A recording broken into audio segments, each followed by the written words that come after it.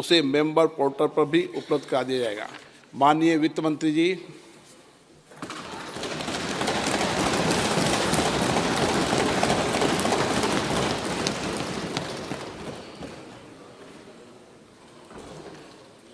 Honorable Speaker, I present the interim budget for 24-25.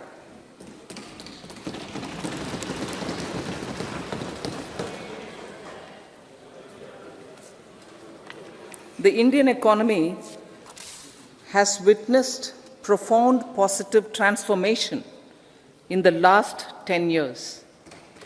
The people of India are looking ahead to the future with hope and optimism. With the blessings of the people, when our government, under the visionary and dynamic leadership of Honorable Prime Minister Shri Narendra Modi, assumed office in 2014, the country was facing enormous challenges. With Sabka Saath, Sabka Vikas as its mantra, the government overcame those challenges in right earnest. Structural reforms were undertaken. Pro-people programs were formulated and implemented promptly. Conditions were created for more opportunities for employment and entrepreneurship. The economy got a new vigor. The fruits of development started reaching the people at scale. The country got a new sense of purpose and hope. Naturally, the people blessed the government with a bigger mandate.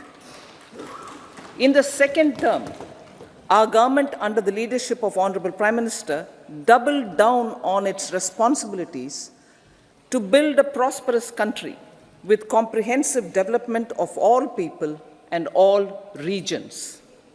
Our government strengthened its mantra to Sabka Saath, Sabka Vikas, and Sabka Vishwas. Our development philosophy covered all elements of inclusivity, namely social inclusivity through coverage of all strata of the society, and geographical inclusivity through development of all regions of the country. With the whole of nation approach of Sabka Prayas, the country overcame the challenges of once-in-a-century pandemic, took long strides towards Atmanirbhar Bharat, committed to Panch Pran, and laid solid foundations for the Amrit Kal. As a result, our young country has high aspirations, pride in its present, and hope and confidence for a bright future. We expect that our government, based on its stupendous work, will be blessed again by the people with a resounding mandate. Inclusive development and growth. Our humane and inclusive approach to development is a marked and deliberate departure from the earlier approach of provisioning up to village level. Development programs were thus provisioned. In the last 10 years, however, have targeted each and every household and individual through housing for all, Har Ghar Jal, electricity for all, cooking gas for all, bank accounts and financial services for all in record time. The worries about food have been eliminated through free ration for 80 crore people. Minimum support prices for the produce of Annadata are periodically increased appropriately. These and the provision of basic necessities have enhanced real income in the rural areas. Their economic needs could be addressed, thus spurring growth and generating jobs. Social justice. Our government is working with an approach to development that is all-round, all-pervasive, and all-inclusive. Sarvangin, Sarvasparshi, or Sarvasamaveshi. It covers all castes and people at all levels. We are working to make India a Vikasit Bharat by 2047. For achieving that goal, we need to improve people's capability and empower them. Previously, social justice was mostly a political slogan. For our government, social justice is an effective and necessary governance model. The saturation approach of covering all eligible people is the true and comprehensive achievement of social justice. This is secularism in action, reduces corruption, and prevents nepotism, prevents Bhai Bhatijawad. There is transparency and assurance that benefits are delivered to all eligible people. The resources are distributed fairly. All, regardless of their social standing, get access to opportunities. We are addressing systemic inequalities that had plagued our society. We focus on outcomes and not on outlays so that the social economic transformation is achieved. As our Prime Minister firmly believes, we need to focus on 4 major castes. They are Garib, Mahilaye, Yuva, and Annadata. Their needs, their aspirations, and their welfare are our highest priority. The country progresses when they progress. All 4 require and receive government support in their quest to better their lives. Their empowerment and well-being will drive the country forward. Garib Kalyan, Desh Ka Kalyan. We believe in empowering the poor. The earlier approach of tackling poverty through entitlements had resulted in very modest outcomes. When the poor became empowered partners in the development process, government's power to assist them also increases manifold. With the pursuit of Sabka Saath, in these 10 years, the government has assisted 25 crore people to get freedom from multi-dimensional poverty. Our government's efforts are now getting synergized with energy and passion of such empowered people. This is truly elevating them from poverty.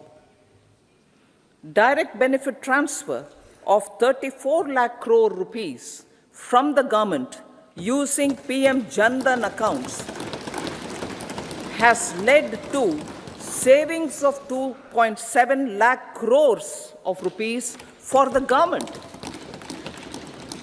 This savings has been realized through avoidance of leakages prevalent earlier. The savings have helped in providing more funds for Garib Kalyan. PM Swanidhi has provided credit assistance to 78 lakh street vendors. From that total of 78 lakh street vendors, 2.3 lakh have received credit for the 3rd time. PM Janman Yojana reaches out to the particularly vulnerable tribal groups who have remained outside the realm of development so far. PM Vishwakarma Yojana provides end-to-end support to artisans and craftspeople engaged in 18 trades. The schemes for empowerment of Divyangs and transgender persons reflect firm resolve of our government to leave no one behind. Welfare of Annadata. Farmers are our Annadata. Every year under PM Kisan Samman Yojana, direct financial assistance is provided to 11.8 crore farmers, including marginal and small farmers. Crop insurance is given to 4 crore farmers under PM Fasal Bima Yojana.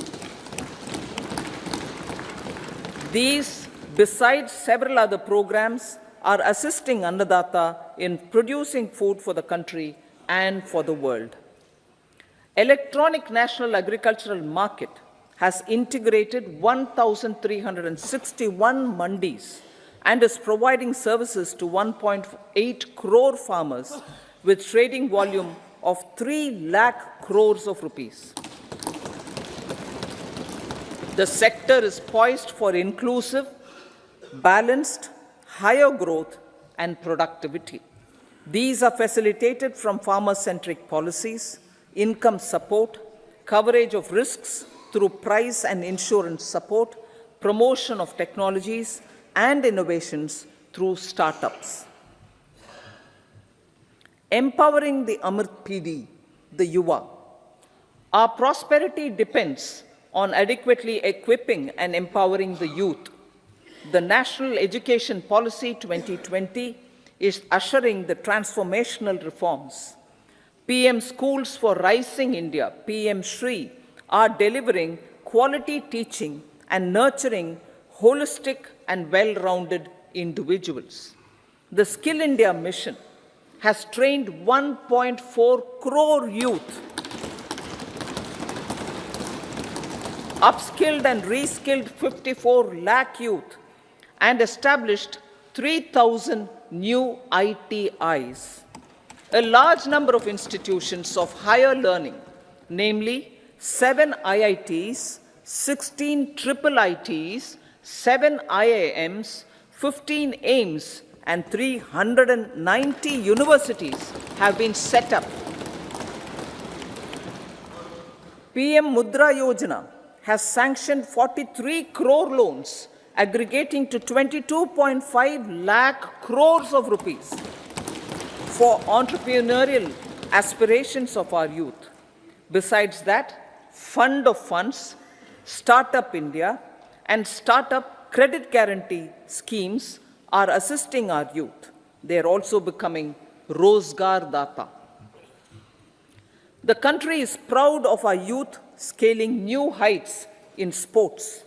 The highest ever medal tally in Asian Games and Asian Para Games in 2023 reflects a high confidence level.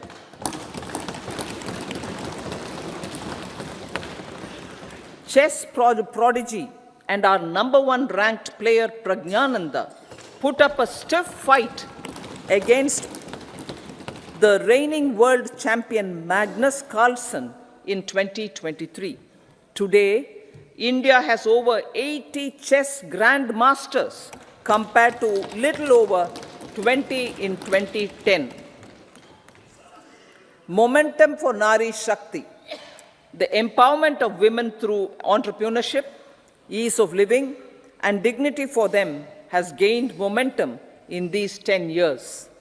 30 crore Mudra Yojana loans have been given to women entrepreneurs. Female enrollment in higher education has gone up by 28% in 10 years. In STEM courses, girls and women constitute 43% of enrollment, one of the highest in the world.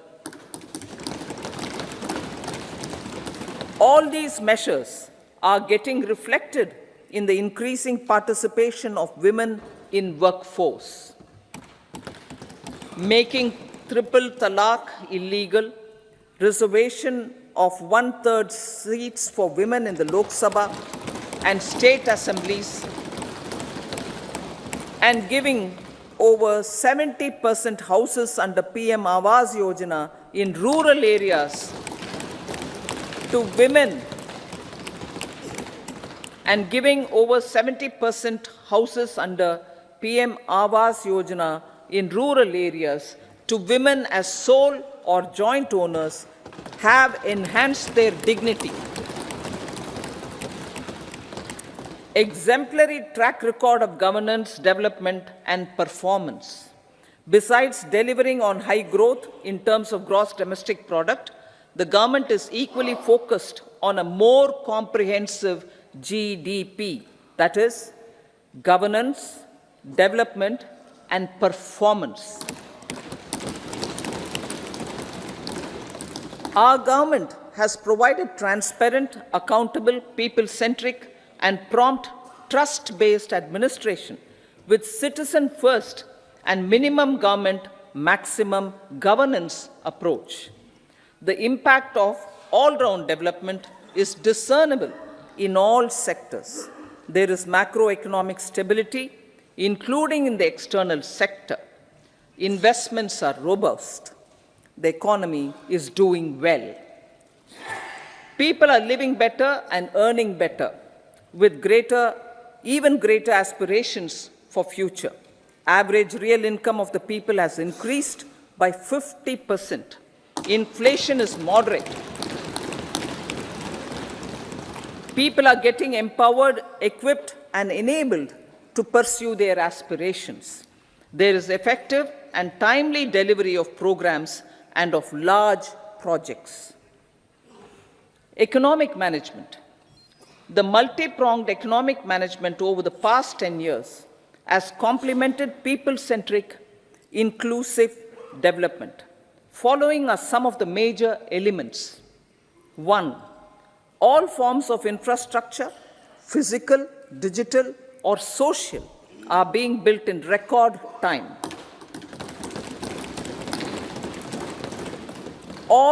Number 2, all parts of the country are becoming active participants in economic growth.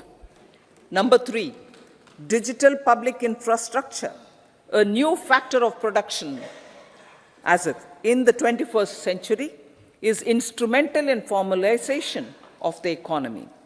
Number 4, goods and services tax has enabled one nation, one market, one tax. Tax reforms have led to deepening and widening of tax base. Number 5, strengthening of the financial sector has helped in making savings, credit, and investments more efficient. Number 6, GIFT, IFSC, and the Unified Regulatory Authority, IFSCA, are creating a robust gateway for global capital and financial services for the economy. Number 7, proactive inflation management has helped keep inflation within the policy band. Now, the global context, Honorable Speaker, sir. Geopolitically, global affairs are becoming more complex and challenging with wars and conflicts. Globalization is being redefined with reshoring and friendshoring, disruption and fragmentation of supply chains, and competition for critical minerals and technologies. A new world order is emerging after the COVID pandemic. India assumed the G20 presidency during very difficult times for the world.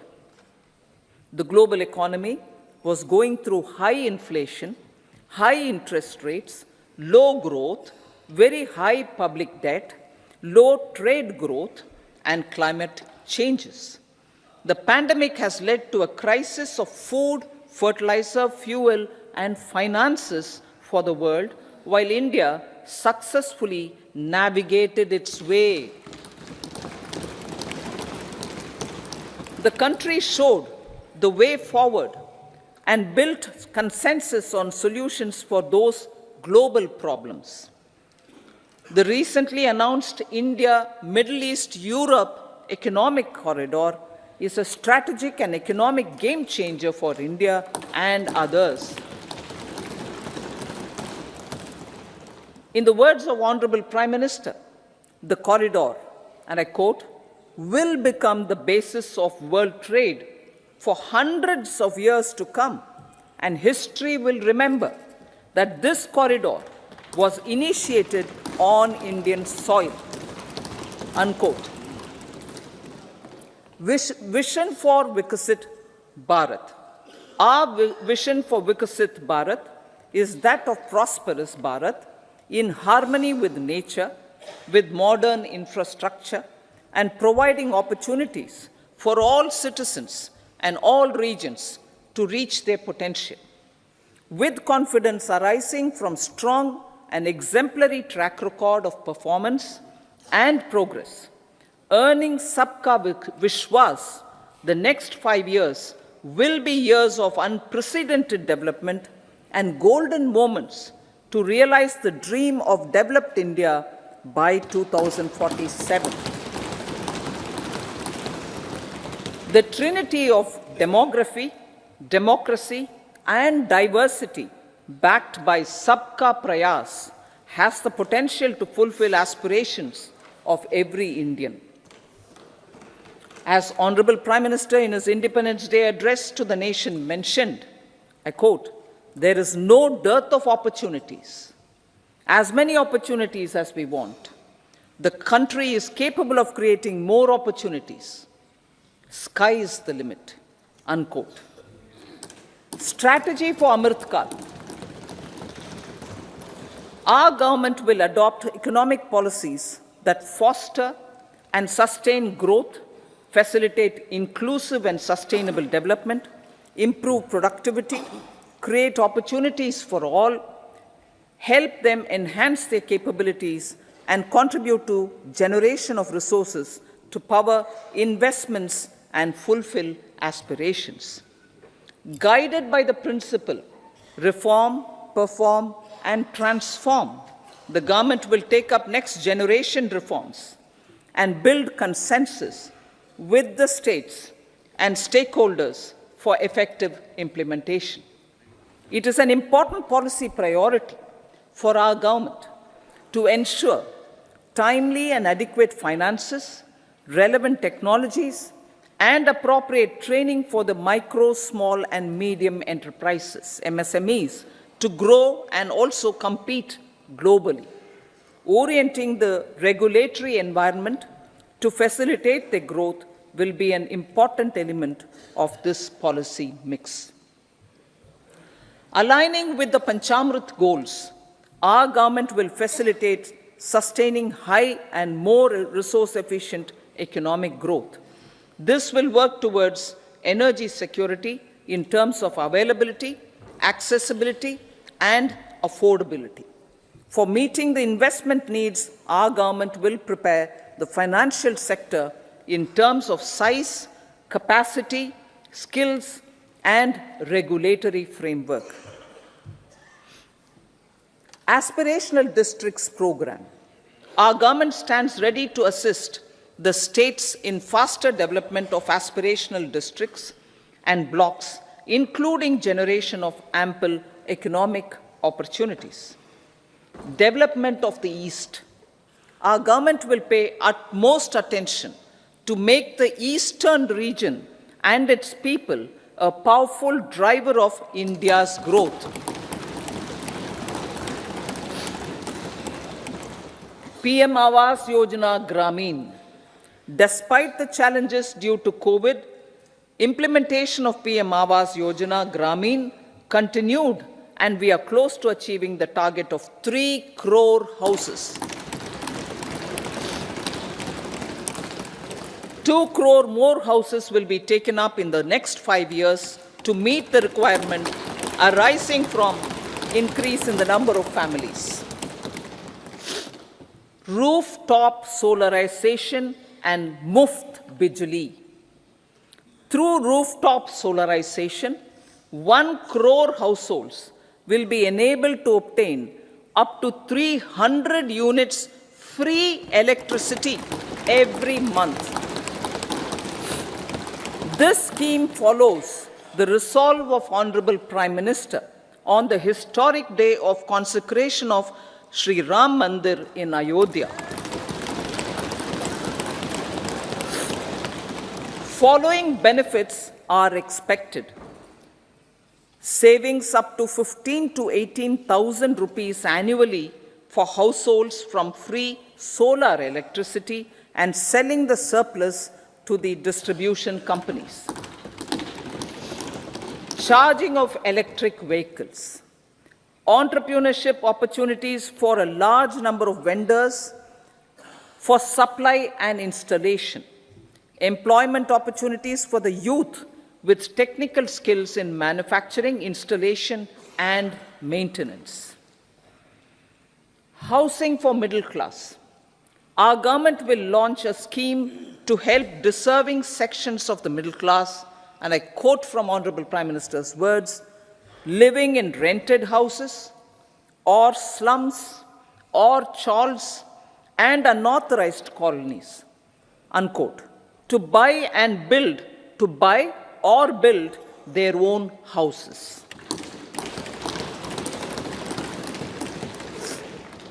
Medical colleges. Several youth are ambitious to get qualified as doctors. They aim to serve our people through improved healthcare services. Our government plans to set up more medical colleges by utilizing the existing hospital infrastructure under various departments. A committee for this purpose will be set up to examine the issues and make relevant recommendations. Cervical cancer vaccination. Our government will encourage vaccination for girls in the age group of 9 to 14 years for prevention of cervical cancer. Maternal and child health care. Various schemes for maternal and child care will be brought under one comprehensive program for synergy in implementation. Upgradation of Anganwadi centers under Saksham Anganwadi and Poshan 2.0 will be expedited for improved nutrition delivery, early childhood care and development. The newly designed U-Win platform for managing immunization and intensified efforts of Mission Indradhanush will be rolled out expeditiously throughout the country. Ayushman Bharat. Healthcare cover under Ayushman Bharat scheme will be extended to all ASHA workers, to all Anganwadi workers and helpers. Agriculture and food processing.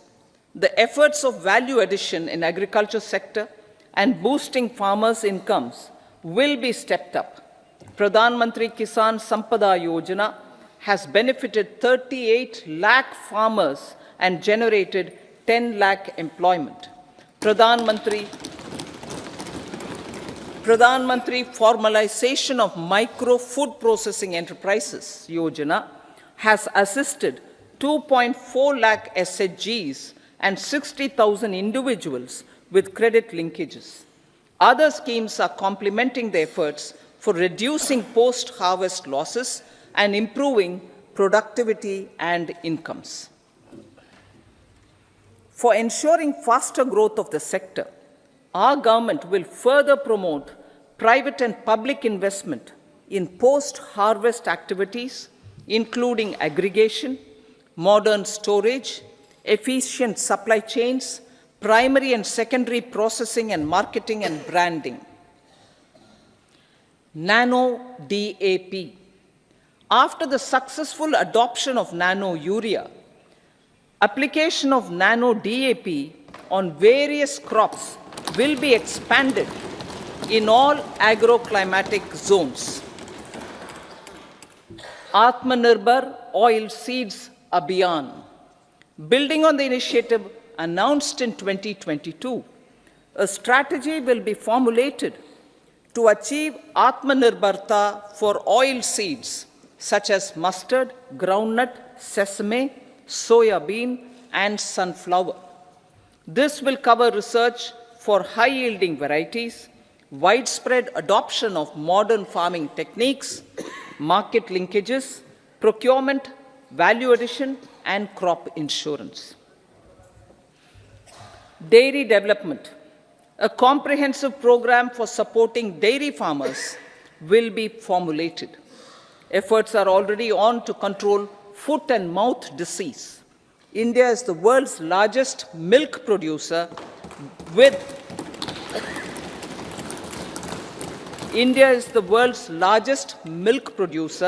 but with low productivity of milch animals. The program will be built on the success of existing schemes such as Rashtriya Gokul Mission, National Livestock Mission, and infrastructure development funds for dairy processing and animal husbandry. Matsya Sampada. It was our government which set up a separate department for fisheries, realizing this will help in generating employment also. Promoting investments. The FDI inflow during 2014 to 23 was $596 billion US, marking a golden era. That is twice the inflow during 2005 to 14. For encouraging sustained foreign investment, we are negotiating bilateral investment treaties with our foreign partners in the spirit of First Develop India. FDI is First Develop India. Reforms in the states for Vikasit Bharat. Many growth and development enabling reforms are needed in the states for realizing the vision of Vikasit Bharat. A provision of 75,000 crore rupees as 50-year interest-free loan is proposed this year to support those milestone-linked reforms by the state governments. Societal changes. The government will form a high-powered committee for an extensive consideration of the challenges arising from fast population growth and demographic changes. The committee will be mandated to make recommendations for addressing these challenges comprehensively in relation to the goal of Vikasit Bharat. Amrit Kal as Kartavya Kal. Our government stands committed to strengthening and expanding the economy with high growth and to create conditions for people to realize their aspirations. Honorable Prime Minister, in his Independence Day address to the nation in the 75th year of our Republic, said, and I quote, "We commit ourselves to national development with new inspirations, new consciousness, new resolutions as the country opens up immense possibilities and opportunities. It is our Kartavya Kal." Unquote.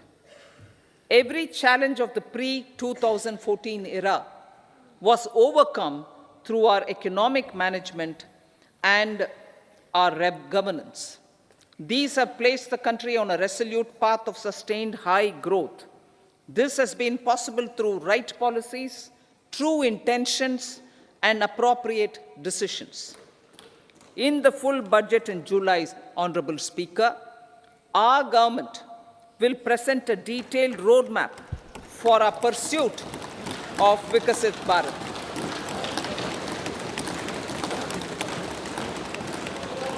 Revised estimates. Revised estimates of 2023-24. The revised estimate of the total receipts other than borrowings is 27.56 lakh crores of rupees, of which the tax receipts are 23.24 lakh crore rupees. The revised estimate of total expenditure is 44.90 lakh crore rupees.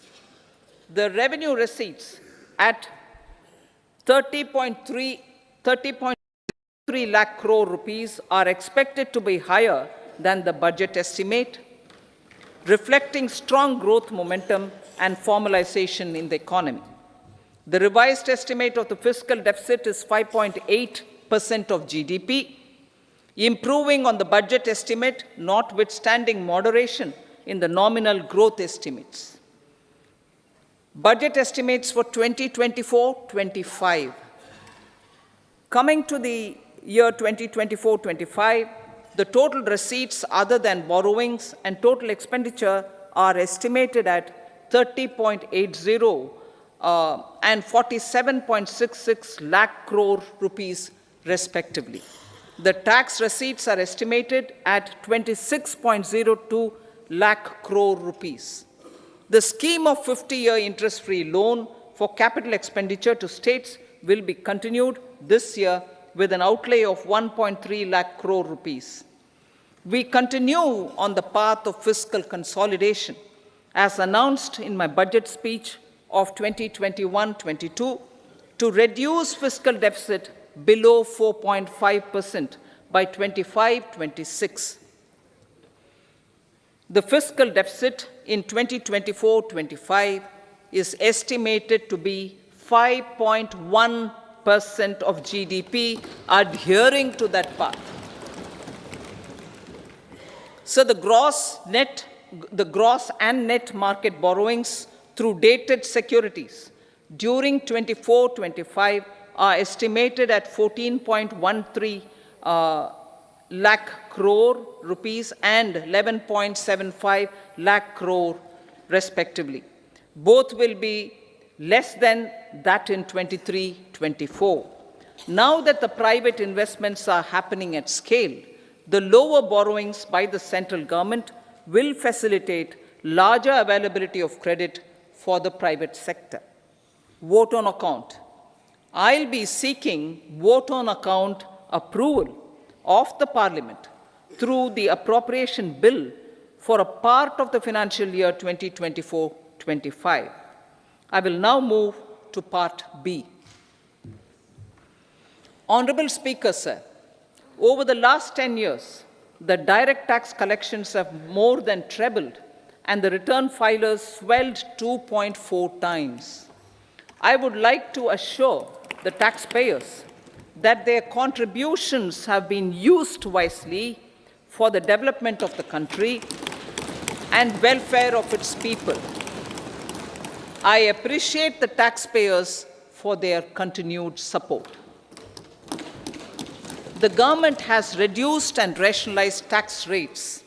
Under the new tax scheme, there is now no tax liability for taxpayers with income up to 7 lakh rupees, up from 2.2 lakh rupees in the financial year 2013-14. The threshold for presumptive taxation for retail businesses was increased from 2 crores to 3 crores. Similarly, the threshold for professionals eligible for presumptive taxation was increased from 50 lakh rupees to 75 lakh rupees. Also, corporate tax rate was decreased from 30% to 22% for existing domestic companies and to 15% for certain new manufacturing companies. Honorable Speaker, sir, in the last 5 years, our focus has been to improve taxpayer services. The age-old jurisdiction-based assessment system was transformed with the introduction of faceless assessment and appeal, thereby imparting greater efficiency, transparency, and accountability. Introduction of updated income tax returns, a new Form 26AS, and pre-filling of tax returns have made filing of tax returns simpler and easier. Average processing time of returns has been reduced from 93 days in the year 2013-14 to a mere 10 days this year, thereby making refunds faster. Indirect taxation. By unifying the highly fragmented indirect tax regime in India, the GST has reduced the compliance burden on trade and industry. The industry has acknowledged the benefits of GST. According to a recent survey conducted by a leading consulting firm, 94% of industry leaders view the transition to GST as largely positive. According to 80% of the respondents, it has led to supply chain optimization, as elimination of tax arbitrage and octroi has resulted in disbanding of checkposts at the state and city boundaries. At the same time, tax base of GST more than doubled, and the average monthly gross GST collection has almost doubled to 1.66 lakh crores this year. States too have benefited. States' SGST revenue, including compensation released to states in the post-GST period of 2017-18 to to 2022-23 has achieved a buoyancy of 1.22. In contrast, the tax buoyancy of state revenues from subsumed taxes in the pre-GST four-year period of 2012-13 to 2015-16 was a mere 0.72. The biggest beneficiaries are consumers, as reduction in logistic cost and taxes have brought down prices of most goods and services. We have taken a number of steps in customs to facilitate international trade.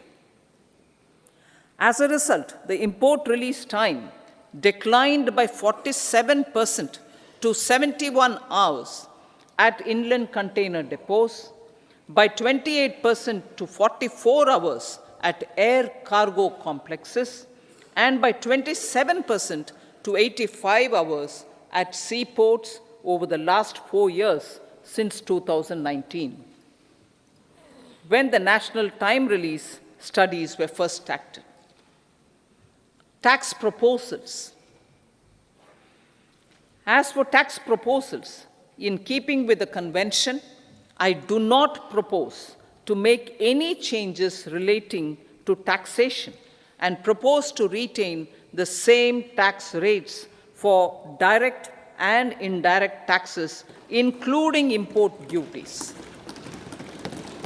However, certain tax benefits to startups and investments made by sovereign wealth or pension funds, as also tax exemption on certain income of some IFSC units, are expiring on 31/3/2024.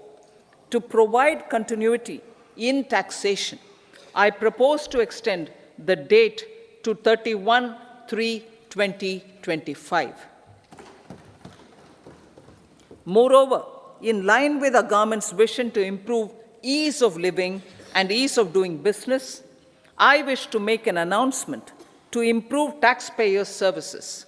There are a large number of petty, non-verified, non-reconciled, or disputed direct tax demands, many of them dating as far back as 1962, which continue to remain on the books, causing anxiety to honest taxpayers and hindering refunds of subsequent years.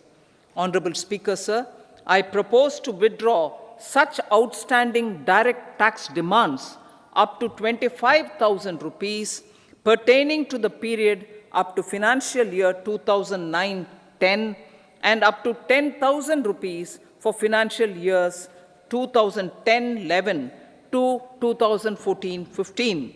This is expected to benefit about 1 crore taxpayers. 1 crore taxpayers would benefit out of this. Economy then and now. In 2014, when our government assumed the reins, the responsibility to mend the economy step by step and to put the governance systems in order was enormous. The need of the hour was to give hope to the people, to attract investments, and to build support for the much-needed reforms. The government did that successfully, following a strong belief of nation first. The crisis of those years has been overcome, and the economy has been put firmly on a high, sustainable growth path with all-round development. It is now appropriate to look at where we were then. I repeat, it is now appropriate to look at where we were then till 2014 and where we are now, only for the purpose of drawing lessons from the mismanagement of those years. The government will lay a white paper on table of the House.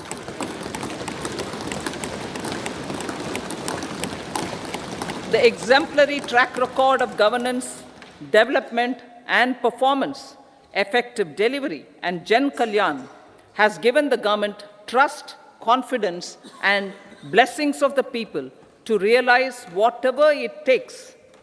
the goal of Vikasit Bharat with good intentions, true dedication, and hard work in the coming years and decades. With this, Honorable Speaker, I commend the interim budget to this august House. Jai Hind.